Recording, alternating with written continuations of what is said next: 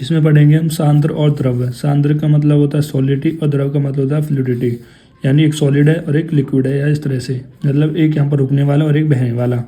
इसका पहला पॉइंट है व्याख्या। जिस गुण के कारण शरीर में प्रसादन हो। प्रसादन का मतलब होता है कि ग्लो लाना या फिर क्रांति, जिसको हम क्रांति बोलते हैं, ग्लो बोलते हैं। मतलब सांद्र की वजह से हमारे शरीर में कौन सा गुण आता है, यानी क्रांति या ग्लो का जो कार्य करता है उस गुण को हम सांद्र गुण कहते हैं।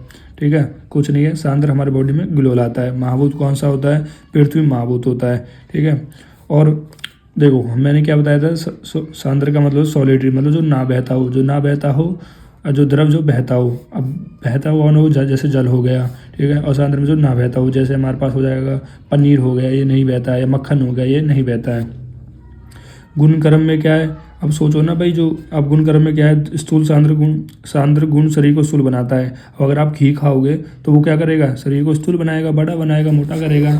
फिर बंधकारक होगा, बंधकारक सांद्र गुण शरीर के अवयव को बंधन करता है। आचार्य ढलन के बंधकारक को उपचारक कहा गया है। आचार्य ढलन ने जो बंधकारक है ना, उसको हम उपचारक कहा गया है। और जो शरीर के जितने भी अवयव है तो उनको बंधन कार्य करने का भी कार्य करते हैं। फिर हमें चिकित्सा महत्व। चिकित्सा महत्व में क्या बताया, किस व्यक्ति को उपचार करने के लिए सांद्र द्रव्य का उपयोग किया जाता है। यानी कुछ नहीं है, अगर आप किस व्यक्ति का ट्रीटमेंट करोगे तो आपने सांद्र द्रव्य का उसको खिला देना है। भाई सांद्र द्रव्य क्या होते हैं भाई, दूध हो गया, दही हो गया, दूध नहीं दही हो गया, मक्खन हो गया, यानी जो ना बहते हो, जैसे दही हो गया, मक्खन हो गया, मलाई हो गया, तो इनको खिला दो तो कृष्ण व्यक्ति मोटा हो जाएगा। आपको जनरली एग्जाम्पल आपको ध्यान में रखना है, जैसे सांद्र आ गया तो सांद्र में मतलब पहले इसका मतलब समझना है कि जैसे सांद्र का मतलब होता है जो ना बहता हो। ठीक है, और उसके एग्जाम्पल कौन से हो सकते हैं, दूध दही, तो उनसे आप बना सकते हो, उनके हिसाब से आप चिकित्सा बना सकते हो, उनके हिसाब से आप गुण कर्म बता सकते हो। आप खुद सोचो ना यार, मक्खन है, मक्खन कैसा होता है भाई, मक्खन कैसा होता है, मक्खन जो खाएगा वो स्थूल होगा, ठीक है, और किस व्यक्ति को मोटा करेगा, तो इन तरह से आप बना सकते हो। और अवतर्पण विकारों में संतर्पण सांद्रव्य का प्रयोग किया जाएगा। कुछ नहीं है, अवतर्पण विकारों में क्या होता है, मतलब नॉन न्यूट्रिशन डाइट हो रही है ना, तो उसमें कह रहा है कि संतर्पण मतलब न्यूट्रिशन डाइट, ये कैसी डाइट है, न्यूट्रिशन है, तो ऐसे करा दोगे बस।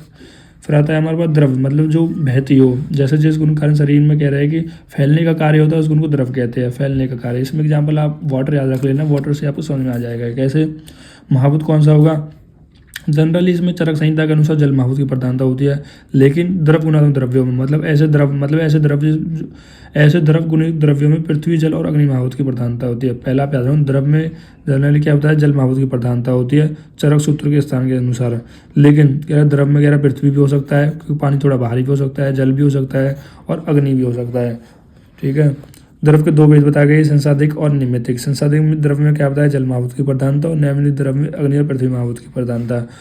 गुण कर्म क्या बताया, परकलेदन, द्रव गुण कलेद उत्पत्ति करता है। परकलेदन का मतलब ये होता है जो द्रव है वो कलेद की उत्पत्ति करता है। उदाहरण जैसे जल हो गया, दूध हो गया, दही हो गया, इच्छू रस करने का रस हो गया आदि। थैंक यू गाइस, अगर आपको वीडियो अच्छी लग रही हो या कोई सजेशन हो तो मुझे ज़रूर दें, और हमारे चैनल को सब्सक्राइब कर लें।